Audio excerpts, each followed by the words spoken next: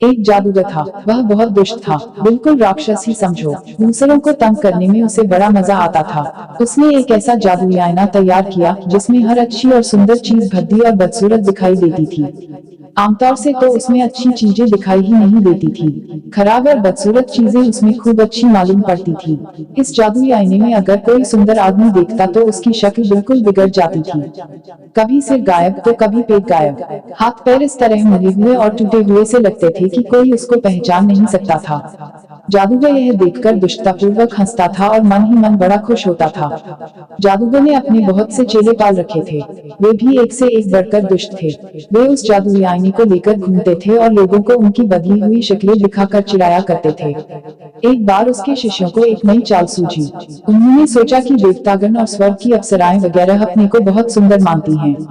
चलो उन्हें भी उनकी असली शक्ल इस आईने में दिखाई जाए। यह सोचकर वे जादू के बल से आईना उठाकर आसमान में उड़ने लगे। वे उड़ते चले गए, यहाँ तक कि इतनी ऊंचाई पर जा पहुंचे कि उनके हाथ से वह जादुई आईना छूट गया और जमीन पर जा गिरा। गिरते ही उसके इतने छोटे छोटे टुकड़े हो गए कि वे हवा में उड़ने लगे। संसार के लिए यह और भी बुरी बात हुई। उस शैतान आईने के जर्रे कुछ लोगों की आंखों में पड़े और वे हर अच्छी चीज को बुरी समझने लगे। उस शैतान आईने के टुकड़े कुछ लोगों के दिल में भी जा बैठे। यह और भी बुरा हुआ। लोगों के दिलों से दया, ममता, प्रेम, स्नेह सब कुछ उड़ गया और वे पत्थर दिल हो गए, बिल्कुल बर्फ जैसे ठंडे और कड़े। उस शीशे के कुछ बड़े टुकड़े इकट्ठा करके लोगों ने इनके चश्मे बना लिए और उन्हें अपनी आंखों पर लगाकर वे अपने पड़ोसियों और मिलने जुलने वालों सबको बुरा समझने लगे। जादूगर यह देखकर खूब प्रसन्न हुआ और खिलखिलाकर हंसता रहा। अब भी उस शैतान आईने के टुकड़े हवा में तैर रहे हैं। इनका क्या असर होता है, इसे हम आगे की कहानी में पढ़ेंगे। एक बड़ा शहर था जहाँ बहुत से लोग रहते थे। वह इतना घना बसा हुआ था और लोगों के पास इतने छोटे छोटे मकान थे कि वे एक बगीचा तक नहीं लगा सकते थे। ऐसी ही घनी बस्ती में दो छोटे बच्चे रहते थे, एक लड़का और एक लड़की। दोनों भाई बहन नहीं थे, लेकिन दोनों में भाई बहन जैसा ही प्यार था। उनके घर इतने पास पास थे कि वे अपने घर की खिड़की पार करके दूसरे की खिड़की में जा सकते थे। खिड़की के पास लकड़ी के बड़े बड़े डिब्बों में उनके घर के लोगों ने कुछ पौधे लगा रखे थे, जिनमें गुलाब भी थे। जाड़े के दिनों में दोनों का मिलना जुलना बंद हो जाता था, क्योंकि इतनी बर्फ गिरती थी कि खिड़कियों के शीशों पर भी बर्फ की मोटी तह जम जाती थी। वे एक दूसरे को देख भी नहीं पाते थे। ऐसे मौके पर वे किसी सिक्के को अंगीठी पर खूब गर्म करते थे और फिर उसे खिड़की के शीशे पर चिपका देते थे। इससे गर्मी पाकर उतनी जगह की बर्फ गल जाती थी और एक छोटा सा छेद बन जाता था। उसी छेद से दोनों एक दूसरे को देखते थे। लड़के का नाम था किटी और लड़की का नाम था गेरदा। कभी कभी लड़के की दादी दोनों को कहानियां, खासकर बर्फ की रानी की कहानियां सुनाती थी। एक दिन शाम को बाहर बर्फ गिर रहा थी। लड़का अपने कमरे में ही था। उसने एक छेद से झांककर बाहर देखा। बाहर पौधों के डिब्बों में बर्फ गिर रही थी। अचानक बर्फ के एक गोले पर उसकी नजर जम गई। उसने देखा कि बर्फ का वह गोला बढ़ते बढ़ते रुई के एक ढेर की तरह हो गया। यही नहीं, थोड़ी देर में लगा कि वहाँ सफेद वस्त्र पहने एक रानी बैठी है, जिसने तारों का मुकुट पहन रखा है। लड़का उसे देखता ही रह गया। क्या यही बर्फ की रानी है? अचानक रानी ने उसको अपनी ओर आने का इशारा किया। लड़का डर गया और खिड़की से नीचे उतर आया। अचानक उसने देखा कि एक बड़ी सी सफेद चिड़िया उसकी खिड़की के पास से उड़ गई है और बर्फ की रानी गायब हो गई। इसके कई दिन बाद की बात है। लड़का गेरदा के पास बैठा था। दोनों एक किताब के पन्ने उलट रहे थे, जिसमें चिड़ियों और जंगली जानवरों के चित्र थे। तभी जैसे ही गिरजे की घंटी ने 12 बजाए, लड़का कहने लगा, लगता है मेरी आंखों में कुछ गिर गया है और मेरे सीने में दर्द हो रहा है।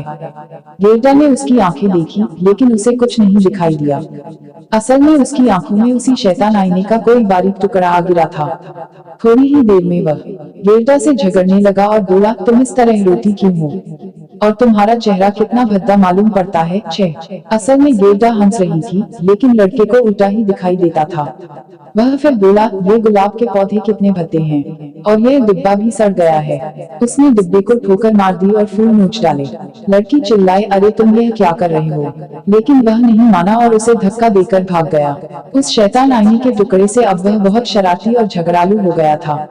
वह दादी को मुंह चिढ़ाता, किताबें फाड़ डालता था और पड़ोसियों को तंग करता था। वह गेरडा को भी बहुत बहुत रुलाया करता था, क्योंकि उसके दिल में भी शैतानी आईने के टुकड़े चले गए थे। जाड़े के दिनों में एक दिन वह गर्म कपड़े पहनकर और हाथों में दस्ताने पहनकर मोहल्ले के शरारती लड़कों के साथ खेलने निकल गया। वे लोग बर्फ पर फिसलने का खेल खेल रहे थे। उधर से जब लोगों की गाड़ियां गुजरती थी तो लड़के अपनी फिसलने वाली स्लेजों को उनके पीछे बांध देते थे और दूर तक फिसलते चले जाते थे। किटी ने भी एक गाड़ी के पीछे अपनी स्लेज बांध दी और फिसलना शुरू कर दिया। उस गाड़ी में एक आदमी सफेद लबादा ओढ़े और मोटी सफेद टोपी लगाए बैठा था।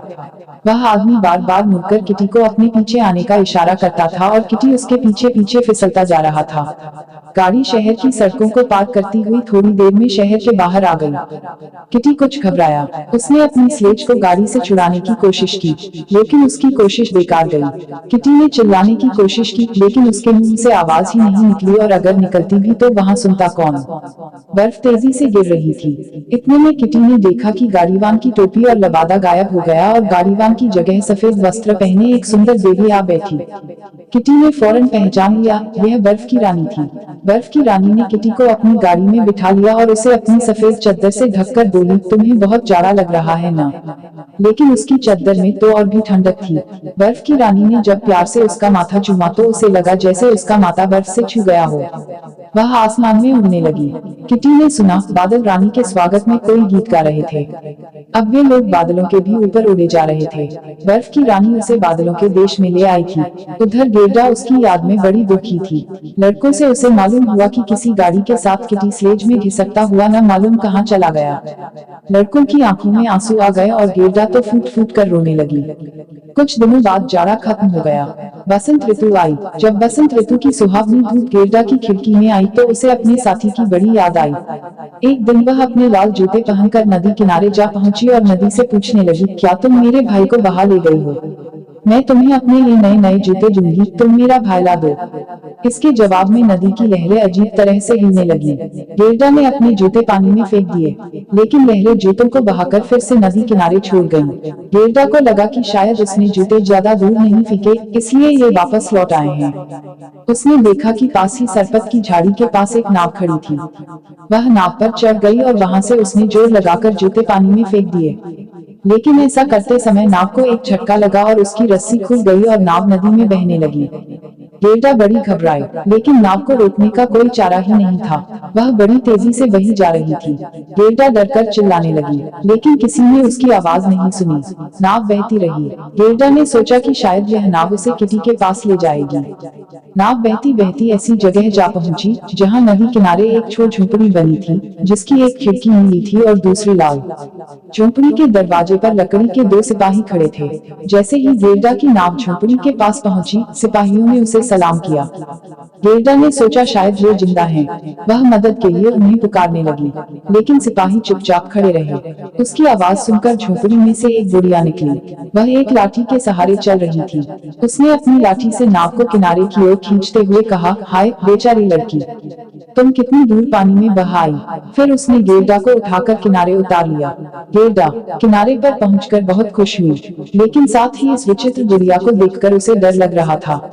बुढ़िया के पूछने पर गेरडा ने सारा किस्सा कह सुनाया और फिर पूछा, क्या तुमने मेरे भाई किटी को देखा है? बुढ़िया बोला, नहीं, मैंने उसे नहीं देखा, लेकिन अगर वह नदी में बह रहा है तो जरूर यहाँ आ पहुँचेगा। तुम घबराओ मत, तब तक तुम यहीं रहो और आराम से यहाँ के फूल सूखो। यहाँ आसपास बड़ा अच्छा बगीचा है जिसमें ऐसे फूल लगते हैं जैसे तुमने कभी नहीं देखे होंगे। फिर बुढ़िया उसका हाथ पकड़कर उसे अपनी झोपड़ी में ले गई। अंदर जाकर उसने दरवाजा बंद कर लिया। असल में यह बुढ़िया एक जादूगरनी थी, लेकिन यह दुष्ट नहीं थी। गेरडा के बाल संवारते संवारते वह उस पर जादू कर रही थी। वह उसे अपने पास ही रखना चाहती थी। धीरे धीरे गेरडा किटी को भूलने लगी। फिर बुढ़िया उसे अपना बगीचा दिखाने ले गई। उस बाग में तरह तरह के फूल खिले हुए थे। वह दिन भर उनके बीच खेलती रही। शाम को जब वह थक गई तब उसके सोने के लिए एक छोटा सा और खूब मुलायम बिस्तर लगाया गया। गेरडा जैसे ही उस पर लेटी कि उसे गहरी नींद आ गई और वह मीठे सपने देखने लगी। इस तरह धीरे धीरे उसके दिन बीतने लगे। वह उस बाग के हर फूल को जानती थी, लेकिन उसे लगता था कि कोई एक फूल इसमें से गायब है। वह कौन सा फूल है, यह उसे याद नहीं आता था। एक दिन उस बुढ़िया के हेड पर उसकी नजर गई और उसे फौरन याद आया कि इस बाग में गुलाब के फूल नहीं है, इसलिए यह इतना सुना सुना सा लगता है। असल में बात यही थी कि उस बुढ़िया ने जादू के जोर से बाग के सारे गुलाब के पौधों को गायब कर दिया था। उसे डर था कि अगर गेरडा गुलाब देखेगी तो उसे किटी की याद आ जाएगी, लेकिन वह अपने हेड पर बने हुए गुलाब के चित्र को मिटाना भूल गई थी। यह क्या, इस बाग में गुलाब का एक भी फूल नहीं है? गेरडा बोली। उसे अपने गुलाब इतने याद आए कि वह बगीचे में बैठकर रोने लगी। उसके आंसू टपक रहे थे। वह पहले गुलाब का एक सुंदर सा पौधा लगा था, जिसे बुढ़िया ने अपने जादू के जोर से गायब कर दिया था।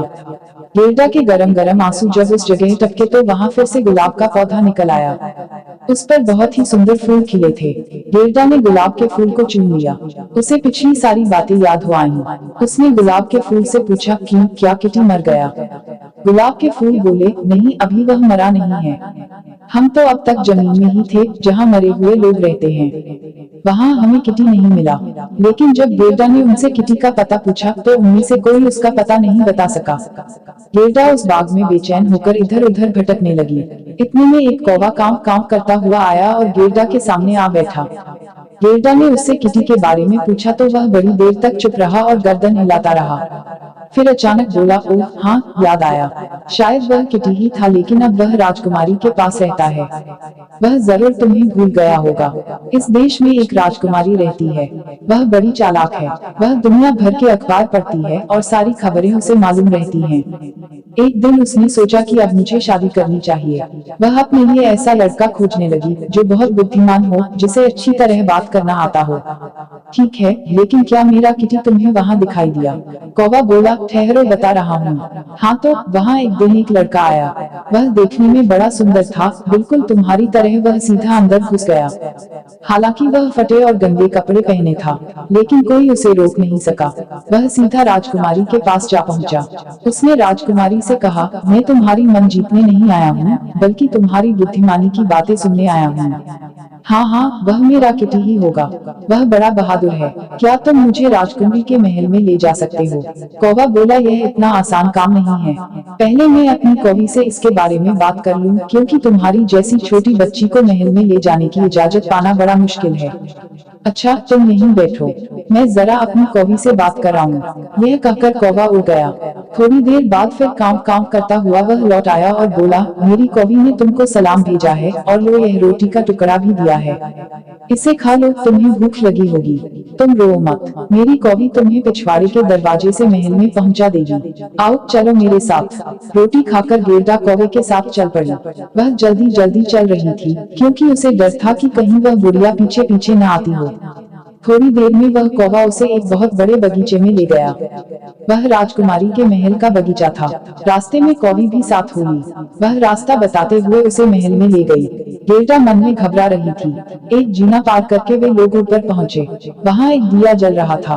कौवी के कहने पर गेरडा ने दिया उठा लिया और आगे आगे चलने लगी। थोड़ी देर में वे सोने वाले कमरे में पहुंच गए। वह कमरा बड़ा सुंदर था। देखने में उसकी छत और बीच में लगा हुआ खंभा ताड़ के पेड़ की तरह लगता था, जिसमें तरह तरह के हीरे मोती लगे हुए थे। कमरे में लिली के फूल की शक्ल के 2 पलंग लगे थे। एक राजकुमारी के लिए था और दूसरा राजकुमार के लिए। गेरडा पलंग पर किटी को ढूंढने लगी। उस पर एक लड़का सो रहा था। उसने उसे आवाज दी और दिए से उसके चेहरे पर प्रकाश किया। राजकुमार की नींद खुली नहीं थी।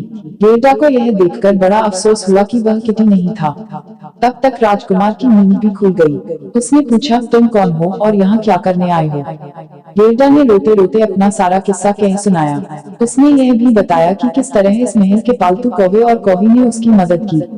राजकुमार और राजकुमारी को उसकी कहानी सुनकर बड़ा दुख हुआ, लेकिन कौवों के इस जोड़े पर वे दोनों बहुत प्रसन्न थे।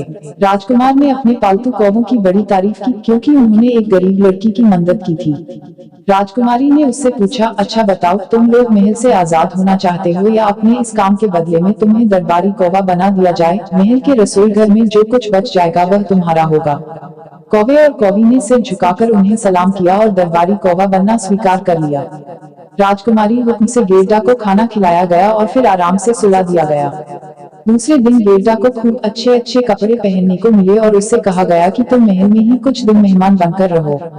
लेकिन गेल्डा राजी नहीं हुई। उसने सिर्फ एक जोड़े जूते और एक छोटी घोड़ा गाड़ी मांग ली ताकि उसमें बैठकर वह किटी को खोजने जा सके।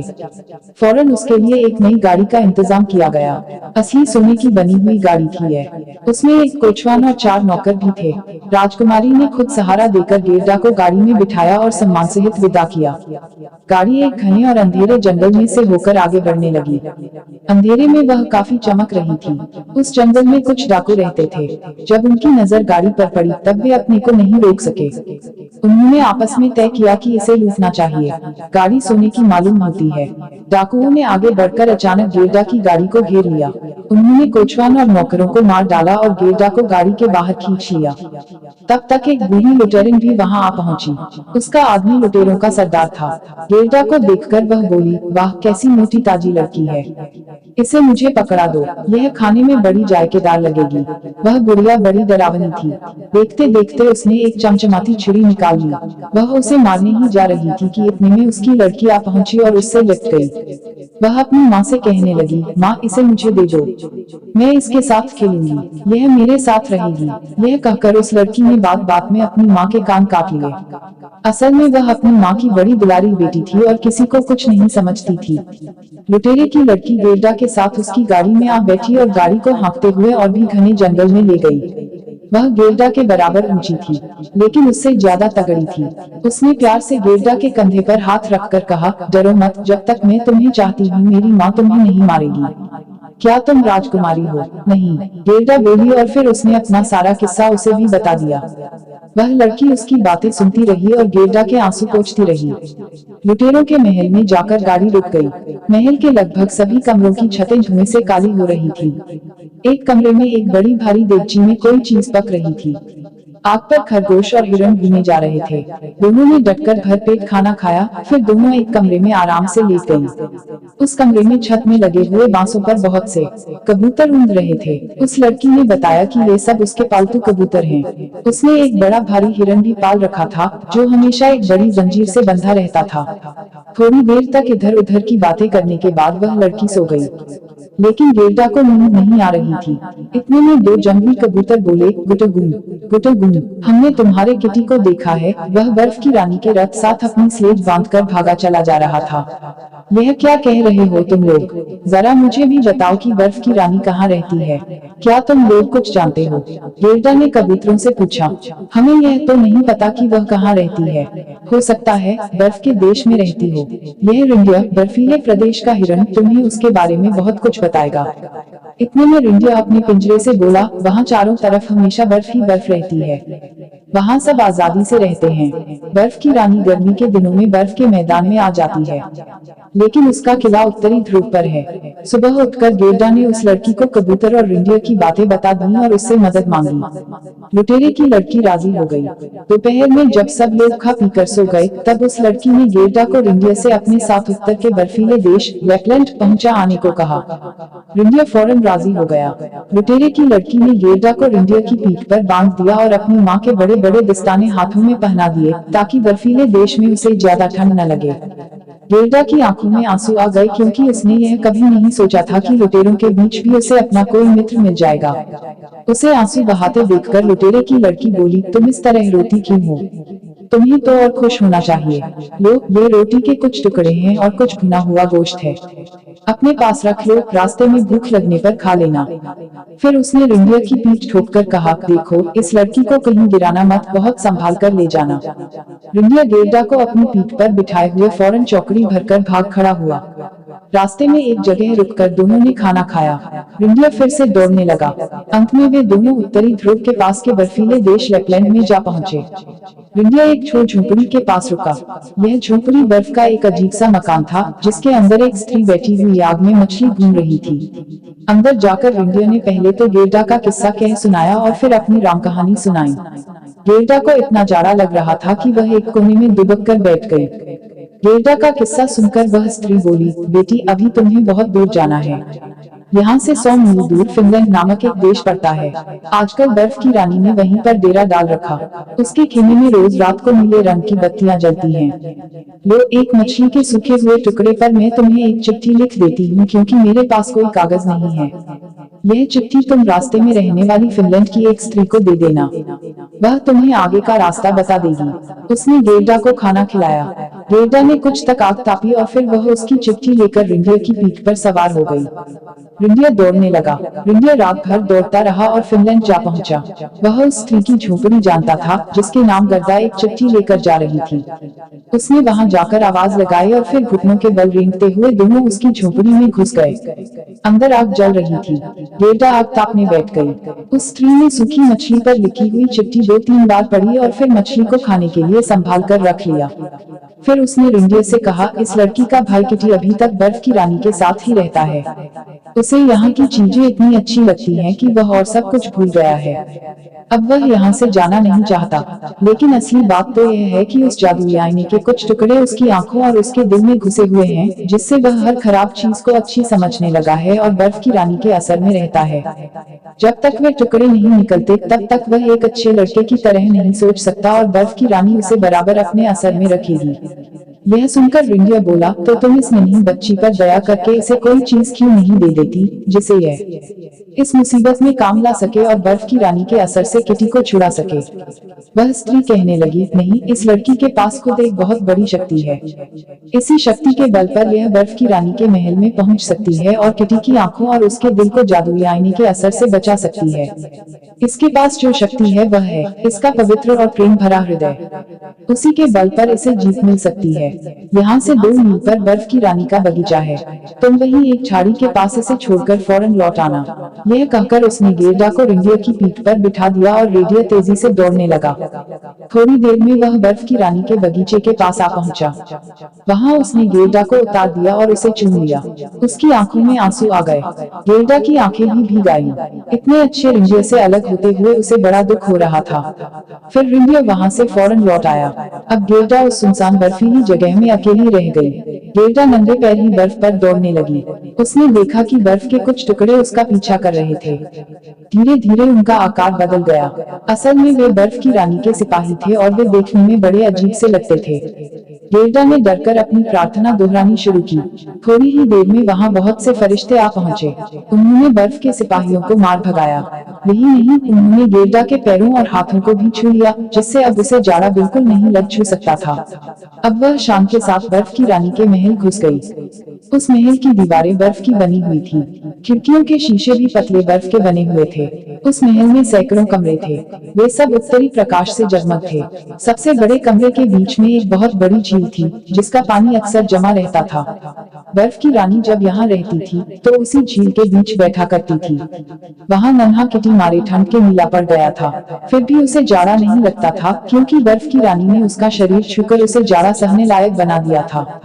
बर्फ की रानी कुछ दिनों तक यहाँ रहती थी और कुछ दिन गर्म देशों की यात्रा के लिए जाती थी। वह जहाँ जाती थी वहाँ जाड़ा आ जाता था। लोग ठंड से ठिठुरने लगते थे और पहाड़ों की चोटियों पर बर्फ जम जाती थी। बर्फ की रानी आजकल वहाँ नहीं थी। गेरडा ने जब महल में घुसने की कोशिश की तो दरवाजे पर तैनात बहुत ठंडी हवाओं ने उसका रास्ता रोकने की कोशिश की, लेकिन गेरडा ने जैसे ही अपनी प्रार्थना याद करनी शुरू की कि उसका रास्ता आसान हो गया। अंदर जाने पर उसने देखा कि किटी एक जगह बैठा बर्फ के टुकड़े से खेल रहा था। गेरडा उसे फौरन पहचान गई और उसके गले में हाथ डालकर बोली, किटी, किटी, आखिर मैंने तुम्हें खोज ही लिया। लेकिन वह चुपचाप पत्थर बना बैठा रहा। यह देखकर गेरडा को रोना आ गया। उसके आंसू किटी पर टपकने लगे। उसके इन आंसुओं से किटी का सारा जादू उतर गया। उसकी आंखों से, उसके दिल से जादुई आईने के टुकड़े धुल गए। अब उसने गेरडा को पहचान लिया। दोनों एक दूसरे से मिलकर बेहद खुश हुए। उन्हें खुश देखकर बर्फ के टुकड़े भी खुशी से नाचने लगे। गेरडा के छूने से अब किटी पर जादू का जरा भी असर नहीं रहा। उसे अब ठंड भी लगने लगी। दोनों ने वहां से भाग चलने का निश्चय किया। गेरडा उसे महल के बाहर ले आई और उस झाड़ी के पास गई, जहां पिछली बार रिंडिया ने उसे छोड़ा था। उसे यह देखकर बड़ा आश्चर्य हुआ कि वह रिंडिया वहां तैयार खड़ा था। यही नहीं, वह अपने साथ एक छोटा रेंडियर और ले आया। दोनों एक एक की पीठ पर सवार हो गए। थोड़ी ही देर में रेंडियर उन्हें फिनलैंड वाली स्त्री के घर ले आए। वहाँ उन्होंने खाना खाया। इसके बाद वे लैपलैंड वाली स्त्री के यहाँ पहुँचे। उसने उन्हें नए कपड़े दिए और एक स्लेज गाड़ी दी। लैपलैंड की सीमा के पार जहाँ से बर्फीला प्रदेश खत्म हो जाता था, वहाँ पहुंचकर उस स्त्री ने उनसे विदा ली। दोनों रेंडियर भी उसी के साथ लौट गए। अब दोनों पैदल ही चलने लगे। कुछ दूर चलने पर अचानक एक जगह झाड़ी के पीछे से एक बहुत बढ़िया घोड़ा निकल आया। गेरडा उसे पहचान गई। यह उन्हीं घोड़ों में से एक था जो उसके सोने के रथ में जुटे थे। इस घोड़े पर वही लुटेरों की लड़की बैठी थी। वह घर से उठ गई थी और यात्रा पर निकली थी।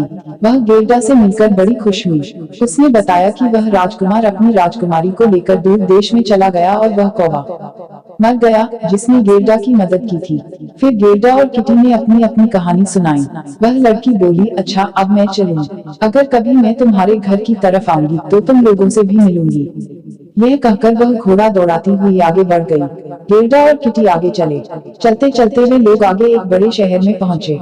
कुछ सड़कों को पाकर आगे जाने पर फौरन उन्होंने पहचान लिया कि यह तो उनका अपना शहर है। गेरडा अपनी दादी का मकान पहचान गई। दोनों अंदर चले गए। वही कमरा, वही सब कुछ। घड़ी उसी तरह टिक टिक कर रही थी। किसी चीज में कोई फर्क नहीं आया था। फर्क था तो सिर्फ उन्हीं दोनों में। वे अब काफी बड़े हो गए थे। खिड़कियों में अब भी गुलाब के फूल खिले हुए थे। दोनों घर लौटकर कितने खुश थे।